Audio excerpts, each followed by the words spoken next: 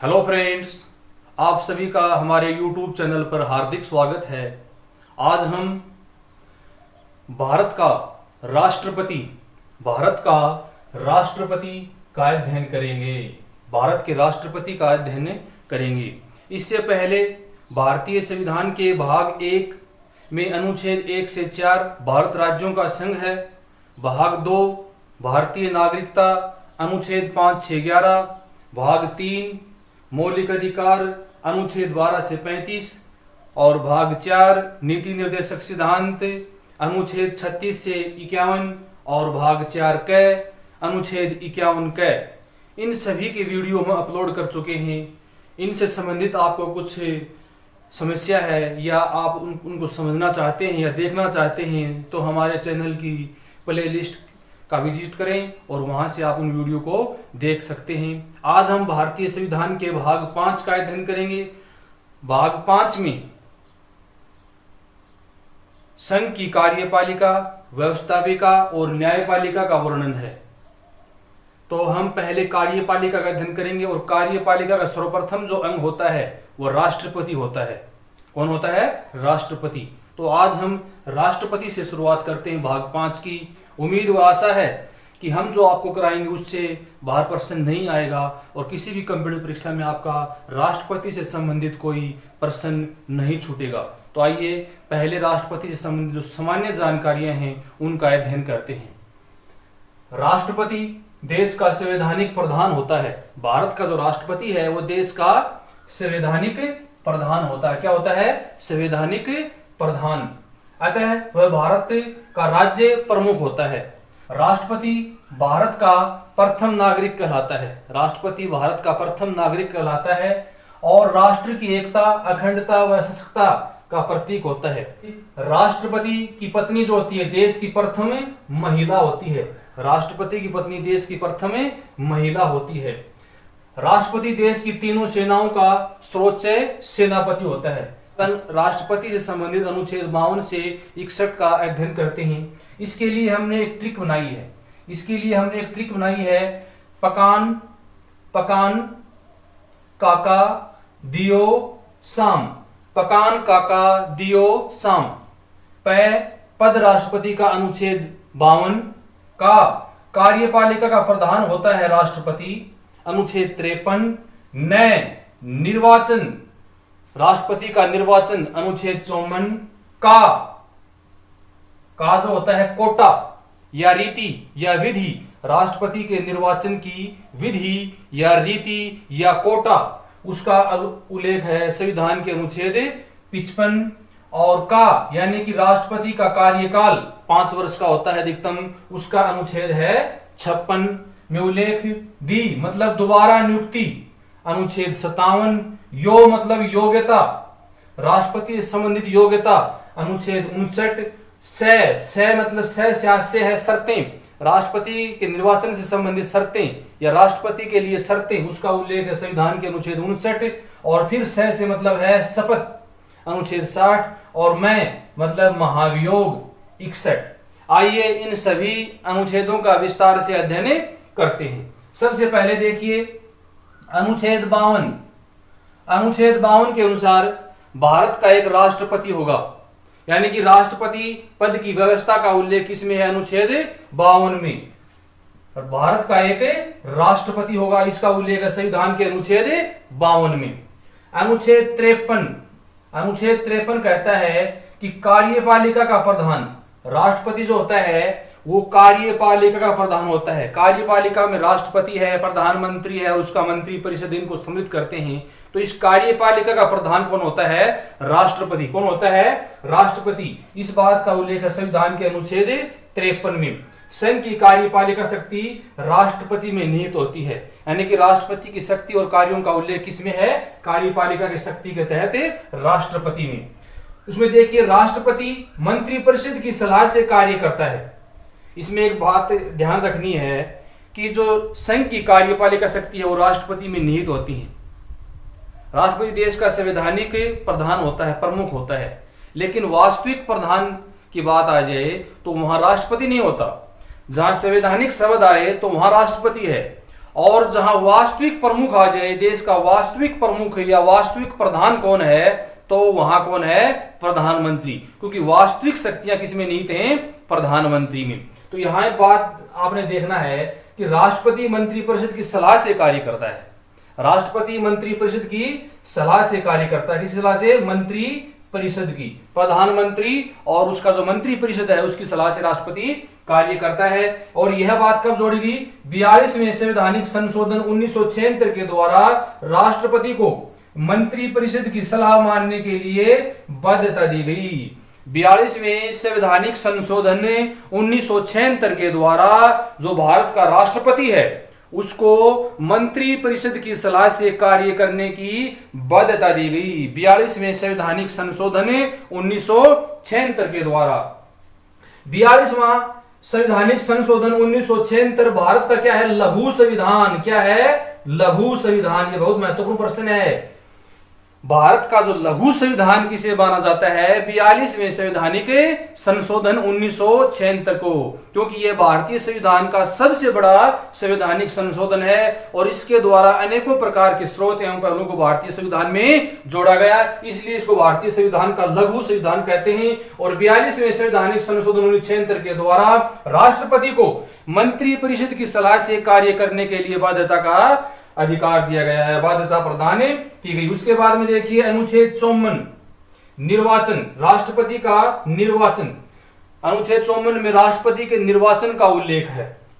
राष्ट्रपति का निर्वाचन, और राष्ट्रपति का निर्वाचन कौन करेगा, निर्वाचक मंडल। राष्ट्रपति का निर्वाचन कौन करता है, निर्वाचक मंडल। ये निर्वाचक मंडल करता है। और निर्वाचक मंडल में शामिल कौन होता है वो देखिए, सबसे पहले संसद। संसद के 2 सदन लोकसभा और राज्यसभा के सदस्य राष्ट्रपति के निर्वाचक मंडल में शामिल होते हैं, इस निर्वाचक मंडल में शामिल होते हैं। उसके बाद में राज्यों की जो विधानसभाएं हैं, राज्यों की जो विधानसभाएं हैं, उन विधानसभाओं के निर्वाचित सदस्य भी राष्ट्रपति के निर्वाचक मंडल में शामिल होते हैं।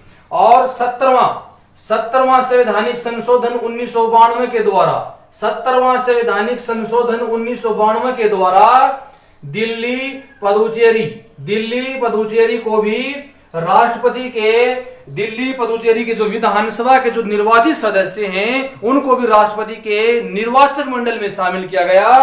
कब, 17वां संवैधानिक संशोधन 1992 के द्वारा। तो राष्ट्रपति का जो निर्वाचक मंडल है उसमें संसद के दोनों सदस्य, राज्यसभा प्लस लोकसभा के निर्वाचित सदस्य शामिल होते हैं, मनोनीत सदस्य शामिल नहीं होते। तथा सभी राज्यों के विधानसभा के निर्वाचित सदस्य तथा दिल्ली, पुदुचेरी और जम्मू कश्मीर की विधानसभा, केंद्र शासित प्रदेश जो हैं ये 3, दिल्ली, पुदुचेरी और जम्मू कश्मीर, इनमें भी विधानसभा है। अतः इनके भी निर्वाचित सदस्य राष्ट्रपति के निर्वाचक मंडल में शामिल होंगे। लेकिन एक बात ध्यान रखनी है कि जो सभी राज्यों की जो विधान परिषदें हैं, 7 राज्यों में क्या है, विधान परिषदें, उन 7 राज्यों के विधान परिषद के सदस्य राष्ट्रपति के निर्वाचक मंडल में शामिल नहीं होंगे, क्योंकि राष्ट्रपति के निर्वाचन में समानता दी गई है। क्योंकि विधान परिषद 7 ही राज्यों में है, अन्य राज्यों में विधान परिषद नहीं है, इसलिए अन्य राज्यों को समान अधिकार नहीं मिलेगा। इसलिए विधान परिषद के सदस्य राष्ट्रपति के निर्वाचक मंडल में शामिल नहीं होते। राष्ट्रपति के निर्वाचक मंडल में लोकसभा के निर्वाचित सदस्य, राज्यसभा के निर्वाचित सदस्य, सभी विधानसभाओं के निर्वाचित सदस्य, दिल्ली, पुदुचेरी, जम्मू कश्मीर के निर्वाचित सदस्य राष्ट्रपति के निर्वाचक मंडल में शामिल होते हैं। इस बात का उल्लेख है संविधान के अनुच्छेद 54 में। और 17वां संवैधानिक संशोधन 1992 के द्वारा दिल्ली और पुदुचेरी को राष्ट्रपति के निर्वाचक मंडल में शामिल किया गया, वहां की विधानसभा के निर्वाचित सदस्यों को। उसके बाद में देखिए आगे अनुच्छेद 55 राष्ट्रपति के निर्वाचन की जो कोटा है, जो विधि है, रीति है, उसका उल्लेख है। और राष्ट्रपति का निर्वाचन किससे किया जाता है, अप्रत्यक्ष विधि द्वारा। किसके द्वारा, अप्रत्यक्ष विधि। एक प्रत्यक्ष विधि होती है और एक अप्रत्यक्ष विधि होती है। प्रत्यक्ष विधि वो विधि होती है जिसमें जनता अपने प्रतिनिधि का डायरेक्ट सीधा चुनाव करती है। जैसे जनता लोकसभा के सांसद और राज्यों की विधानसभाओं के विधायकों का सीधा अपने मत का प्रयोग करते हुए सीधा निर्वाचन करती है जनता, डायरेक्ट रूप से। वो प्रत्यक्ष विधि है। और अप्रत्यक्ष विधि क्या होती है? जिसमें जनता ने अपने प्रतिनिधियों का चुनाव किया और जनता द्वारा चुने गए प्रतिनिधि फिर तीसरे का निर्वाचन करते हैं। और उसका उदाहरण कौन है? राष्ट्रपति। जैसे जनता ने विधानसभा के सदस्यों का चुनाव कर दिया, लोकसभा के सदस्यों का चुनाव कर दिया, सांसदों का, और उन विधायकों ने और उन सांसदों ने आगे जाकर राष्ट्रपति का चुनाव किया, तो वो कौन सी विधि हुई? अप्रत्यक्ष विधि। राष्ट्रपति का जो चुनाव होता है वो अप्रत्यक्ष विधि द्वारा, गुप्त मतदान के द्वारा होता है। और उसमें दो प्रकार की विधियां हैं, समान अनुपातिक प्रतिनिधित्व प्रणाली, समान अनुपातिक प्रतिनिधित्व प्रणाली, और दूसरी है एकल संक्रमणीय मत पद्धति। समान अनुपातिक प्रतिनिधित्व प्रणाली क्या है वो समझते हैं। संघ और राज्य, इन दोनों को राष्ट्रपति के निर्वाचन में समान प्रतिनिधित्व मिले, समान अनुपातिक प्रतिनिधित्व मिले, इसीलिए इसका नाम क्या है? समान अनुपातिक प्रतिनिधित्व प्रणाली। किसके संदर्भ में? संघ और राज्य के संदर्भ में। अब देखिए, संघ में 776 सांसद हैं,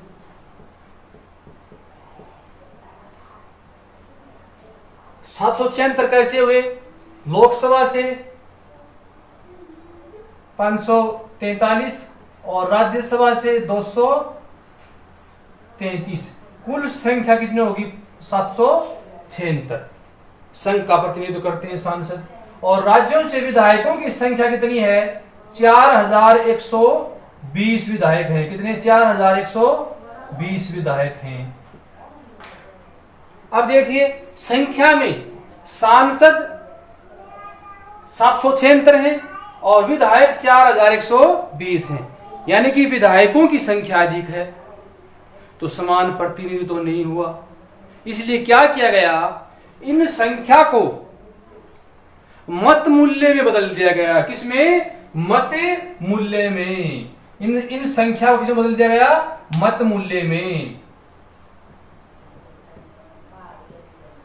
और मत मूल्य में कैसे बदला गया? कि एक संख्या का मत मूल्य एक नहीं होगा, एक से अधिक होगा, एक से अधिक होगा, और वो इन दो विधियों के द्वारा निकाला जाता है। एक विधायक का मत मूल्य और दूसरा एक सांसद का मत मूल्य। एक विधायक का मत मूल्य निकालने की विधि क्या है? उस राज्य की जनसंख्या पटे में उस राज्य के विधानसभा के निर्वाचित सदस्यों की कुल संख्या और गुना 1/1000 या भाग 1/1000। मान लीजिए, हम राजस्थान के संदर्भ में समझाते हैं। राजस्थान राज्य में विधायकों की संख्या कितनी है? विधायकों की संख्या कितनी है? 200। और जनसंख्या कितनी है?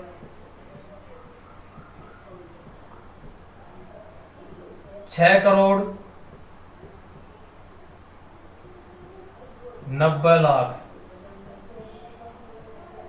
अब इन 200 विधायकों का मत मूल्य निकाला जाएगा। इनका मत मूल्य 200 नहीं होगा, 200 से अधिक होगा। वो कैसे निकालेंगे? देखिए, एक विधायक का मत मूल्य कैसे निकालेंगे? एक विधायक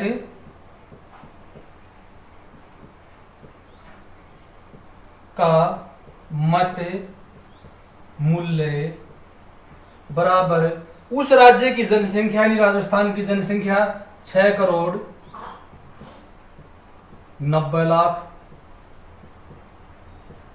और पटे में राज्य के विधानसभा के निर्वाचित कुल सदस्यों की संख्या कितने हैं? 200। राज्यपाल द्वारा मनोनीत नहीं है, कुल संख्या कितनी है? 200 निर्वाचित हैं। और इनको भाग किससे देंगे? 1000 से। या 1/1000, जो भी सामने संख्या आएगी वो राजस्थान राज्य के संदर्भ में एक विधायक का मत मूल्य होगा। इसी प्रकार समस्त देश में सभी विधानसभाओं में प्रत्येक विधायक का मत मूल्य निकाला जाता है और फिर प्रत्येक विधायक सभी विधायकों के इन 4120 विधायकों के मत मूल्यों को जोड़ दिया जाता है और वो जोड़ यहां आ जाता है कुल विधायकों का मत मूल्य और उसको भाग दे देंगे निर्वाचित सांसदों की संख्या यानी कि 776 लोकसभा और राज्यसभा के निर्वाचित सदस्यों की संख्या और आगे जो आएगा वो एक सांसद का मत मूल्य होगा। संघ के संदर्भ में एक सांसद का मत मूल्य होगा और 776 सांसदों का मत मूल्य निकालेंगे तो कैसे निकालेंगे? 776 गुना में जो यहां आएगा उससे गुना कर देंगे और बराबर में जितना ही मत मूल्य आएगा वो क्या होगा? सांसदों का मत मूल्य। तो देश में सभी सांसद तथा सभी विधायकों का जो कुल मत मूल्य है जो राष्ट्रपति को निर्वाचन किया जाता है उसकी जो संख्या वो कितनी है? 10 लाख है। कितना मत मूल्य है? 10 लाख है। मोस्ट इंपोर्टेंट प्रश्न अक्सर परीक्षा में आता है कि राष्ट्रपति के निर्वाचन में सांसदों तथा विधायकों के मत मूल्य का कुल मान क्या है? तो कितना है? 10 लाख है। कितना है?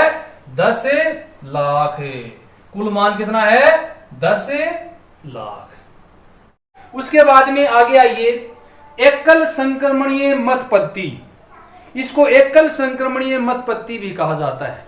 वो क्यों कहा जाता है वो समझिए। एक विधायक अपने क्षेत्र की पूरी जनता का मत लेके वोट लेके विधायक बनता है और अपने क्षेत्र का प्रतिनिधित्व करता है वो, और वही विधायक उस क्षेत्र के संदर्भ में आगे जाके अप्रत्यक्ष रूप से राष्ट्रपति को मत देता है, वोट देता है। तो उस पूरे क्षेत्र का एक वोट ही राष्ट्रपति में काउंट हुआ, इसलिए वो क्या है? एकल संक्रमणीय मत पद्धति। एकल संक्रमणीय मत पद्धति। जैसे कि क्षेत्र में कोई विधायक है या सांसद है, वो उस क्षेत्र की जनता से वोट लेके सांसद या विधायक बना है और फिर जब राष्ट्रपति का चुनाव होता है तो उस क्षेत्र से वह एक मत गिरेगा, इसलिए क्या हुआ? एकल।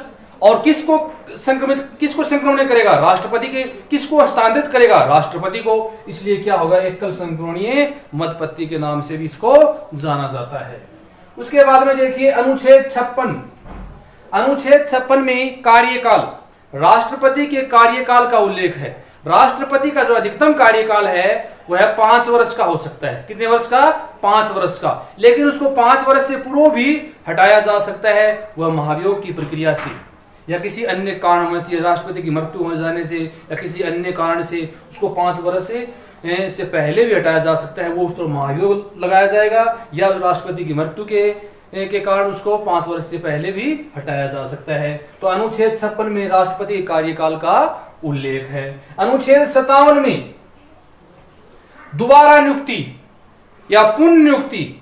एक बार निर्वाचित होने के बाद में राष्ट्रपति दोबारा भी अगली अवधि में चुनाव लड़ सकता है, उसकी दोबारा भी नियुक्ति हो सकती है, उसकी पुनर्नियुक्ति हो सकती है। उसका उल्लेख है संविधान के अनुच्छेद 57 में। अनुच्छेद 58। अनुच्छेद 58 राष्ट्रपति की योग्यताएं। राष्ट्रपति की योग्यताएं, क्या क्या योग्यताएं राष्ट्रपति में होनी चाहिए वो देखिए। वह भारत का नागरिक हो, 35 वर्ष की आयु को पार कर चुका हो, लोकसभा का सदस्य निर्वाचित होने के योग्य हो और किसी लाभ के पद पर न हो। संविधान के अनुच्छेद 58 में राष्ट्रपति की योग्यताओं का उल्लेख है। उसमें निम्नलिखित योग्यताएं होनी चाहिए, तब वो देश का राष्ट्रपति बन सकता है, राष्ट्रपति का चुनाव लड़ सकता है। वो भारत का नागरिक हो और वह 35 वर्ष की आयु पार कर चुका हो, वह किसी लाभ के पद पर न हो और लोकसभा का सदस्य निर्वाचित होने के योग्य हो, तो वह भारत का राष्ट्रपति बन सकता है। उसके बाद में अनुच्छेद 59। अनुच्छेद 59 में राष्ट्रपति की शर्तें शर्तों का उल्लेख है, राष्ट्रपति पद के लिए क्या क्या शर्तें हैं उनका उल्लेख है। देखिए, संसद के किसी सदन या राज्य के विधानमंडल के किसी भी सदन का राष्ट्रपति सदस्य नहीं होगा। राष्ट्रपति जो है संसद के किसी भी सदन का या राज्यों में जो विधानमंडल है उसके किसी भी सदन का सदस्य नहीं होगा। अगर वह सदस्य है तो उसको पद एवं गोपनीयता की शपथ लेने से पूर्व उस सदस्यता से क्या देना होगा, त्याग पत्र देना होगा, तब वह भारत का राष्ट्रपति की पद एवं गोपनीयता की शपथ ले सकता है। राष्ट्रपति अन्य कोई लाभ का पद धारण नहीं करेगा, अन्य कोई लाभ का पद वो धारण नहीं करेगा और किसी पार्टी विशेष से उसका कोई संबंध राष्ट्रपति बनने के बाद में नहीं रहेगा। राष्ट्रपति के वेतन भत्ते उसकी पदावधि के दौरान कम नहीं होंगे। राष्ट्रपति का जो वेतन है, उसके भत्ते हैं, किराया भत्ता है या अन्य भत्ते हैं, वो उसकी पदावधि के दौरान कम नहीं किए जा सकते।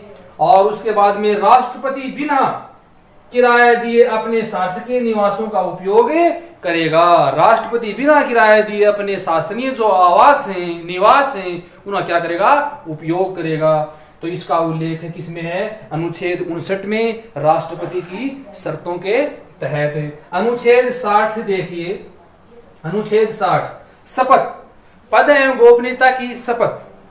राष्ट्रपति को पद एवं गोपनीयता की संवैधानिक शपथ दिलाई जाती है, उसका उल्लेख है संविधान के अनुच्छेद 60 में।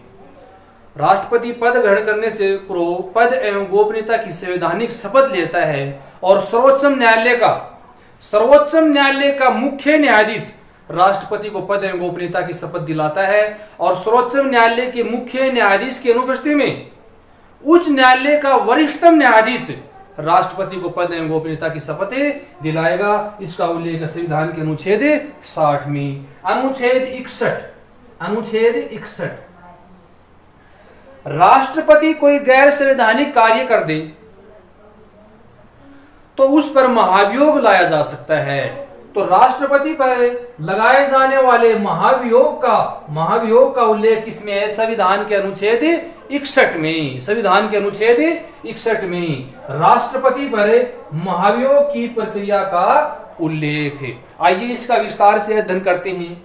राष्ट्रपति पर जो महाभियोग है वह संसद के किसी भी सदन द्वारा महाभियोग लाया जा सकता है। राष्ट्रपति पर महाभियोग संसद के किसी भी सदन द्वारा लाया जा सकता है, यानी कि लोकसभा भी ला सकती है और राज्यसभा भी ला सकती है। जिस सदन द्वारा महाभियोग लाया गया है उसके कुल सदस्यों का 1/4 सदस्य समर्थन जरूरी। राष्ट्रपति पर संसद के दोनों सदनों में से किसी भी सदन द्वारा महाभियोग लाया जा सकता है और जिस सदन द्वारा महाभियोग लाया जाता है या लगाया जाता है उस सदन के कुल सदस्यों का 1/4 सदस्यों का समर्थन जरूरी है, तब राष्ट्रपति पर महाभियोग लगाया जाएगा। और उसकी सूचना 14 दिवस पूर्व राष्ट्रपति को देनी अनिवार्य है कि साहब आपके ऊपर महाभियोग प्रक्रिया लेकर आ रहे हैं और इस तारीख को आप पर महाभियोग प्रक्रिया बिठाएंगे हमें और ये सदन रहेगा, अतः आप उपस्थित रहें। इसकी सूचना राष्ट्रपति को देनी अनिवार्य है। कितने दिन पूर्व, 14 दिन पूर्व। महाभियोग प्रक्रिया में ध्यान रखना है निर्वाचित तथा मनोनीत दोनों सदस्य भाग लेते हैं। राष्ट्रपति को बनाने में या राष्ट्रपति के निर्वाचन में सिर्फ निर्वाचित सदस्य, जबकि हटाने में निर्वाचित भी भाग लेंगे और मनोनीत भी भाग लेंगे। राष्ट्रपति पर महाभियोग प्रक्रिया क्या है, थोड़ा सा उसको विस्तार से समझते हैं। लोकसभा,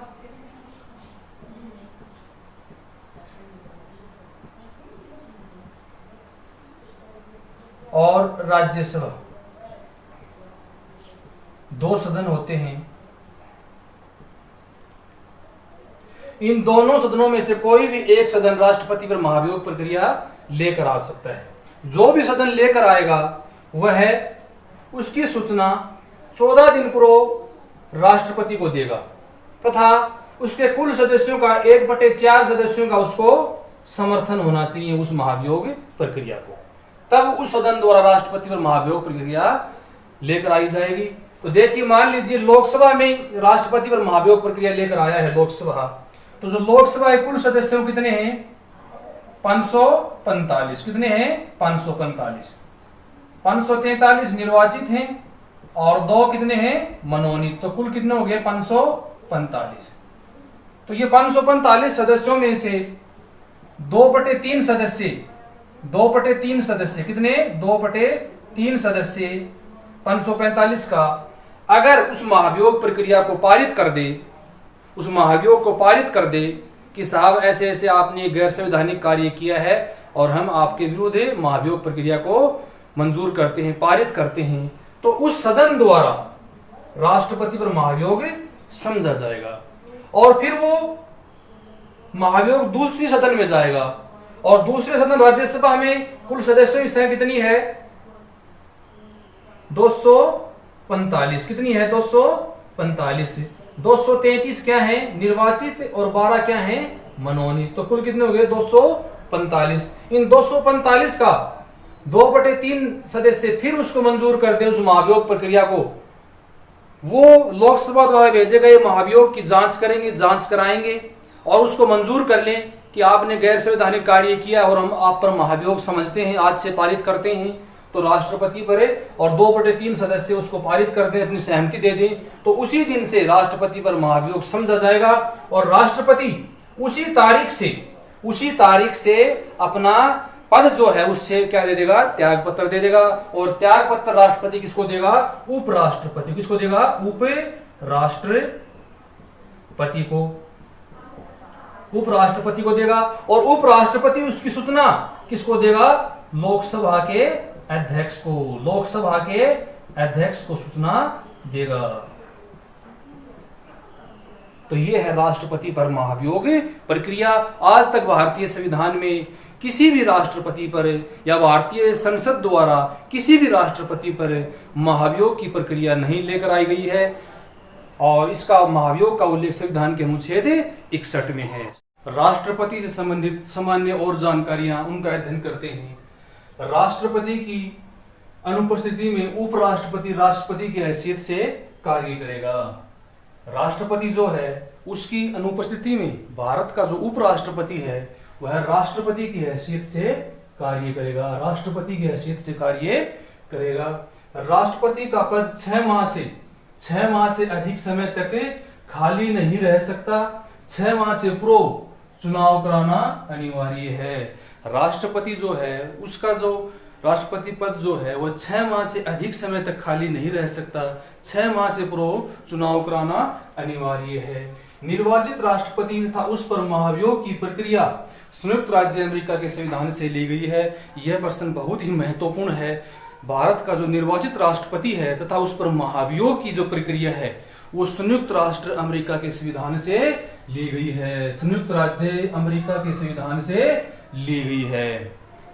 राष्ट्रपति पद के उम्मीदवार के लिए 50 सदस्य प्रस्तावक तथा 50 सदस्य अनुमोदक होते हैं।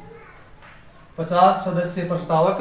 राष्ट्रपति जो पद होता है इसके राष्ट्रपति पद के उम्मीदवार के लिए 50 सदस्य उसका प्रस्ताव रखते हैं तथा 50 सदस्य उसका अनुमोदन करते हैं, तब वह कोई व्यक्ति राष्ट्रपति का चुनाव लड़ सकता है। राष्ट्रपति के निर्वाचन संबंधी विवादों का निपटारा जो है सर्वोच्च यानी कि सुप्रीम कोर्ट में होगा, यानी कि उच्चतम न्यायालय में होगा। राष्ट्रपति का मासिक जो वेतन है वह 1.5 लाख रुपए तथा वार्षिक पेंशन जो है वह 9 लाख रुपए है। 9 लाख रुपए वार्षिक पेंशन तथा 1.5 लाख रुपए मासिक वेतन है। राष्ट्रपति का वेतन, भत्ता, पेंशन सब आयकर से मुक्त हैं। आइए अब भारत के राष्ट्रपति कौन कौन रहे उनका अध्ययन करते हैं। सबसे पहले देखिए डॉक्टर राजेंद्र प्रसाद। डॉक्टर राजेंद्र प्रसाद भारत के प्रथम राष्ट्रपति थे।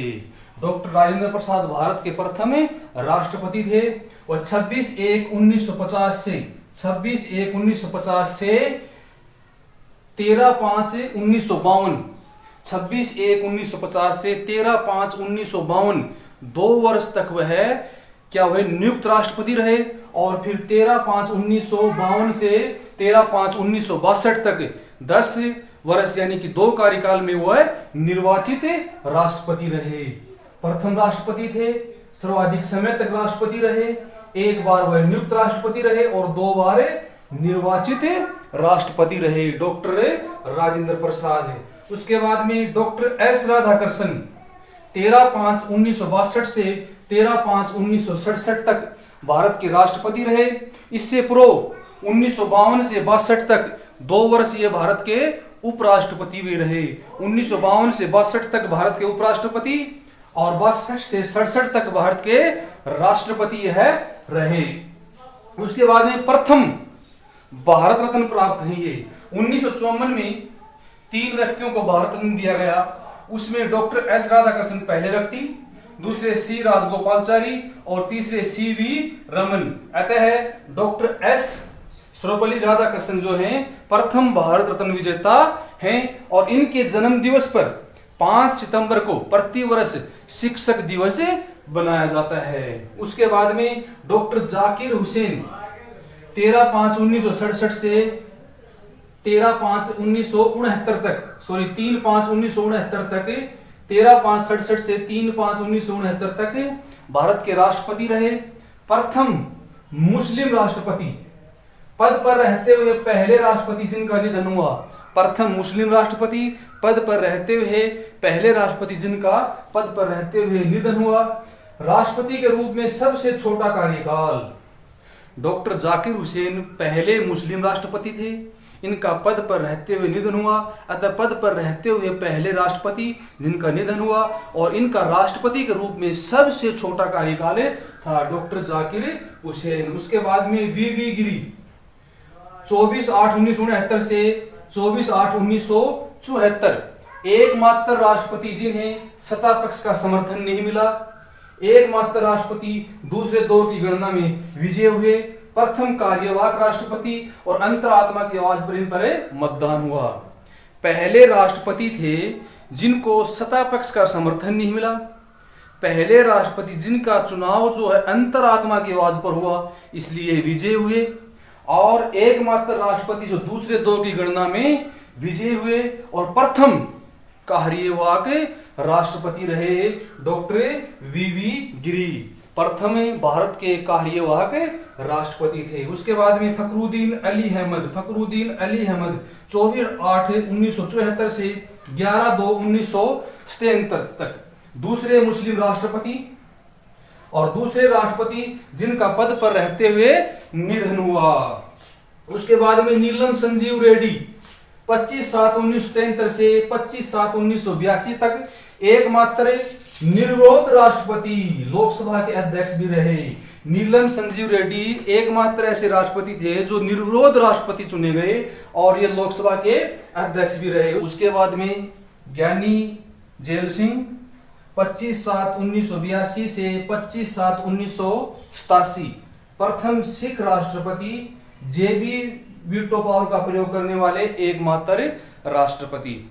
1986 में डाक संशोधन विधेयक पर इसने अपने हस्ताक्षर नहीं किए और न ही उसको संसद को वापस भेजा, पुनर्विचार के लिए भी नहीं भेजा और हस्ताक्षर भी नहीं किए। उस विधेयक को अपनी जेब में डाल लिया और घूमते रहे, इसीलिए इसको बोलते हैं जेबी वीटो पावर का प्रयोग करने वाला प्रथम राष्ट्रपति। उसके बाद में आर वेंकट रमन 25/7/1987 से 25/7/1992 और उसके बाद में डॉक्टर शंकर दयाल शर्मा 25/7/1992 से 25/7/1997।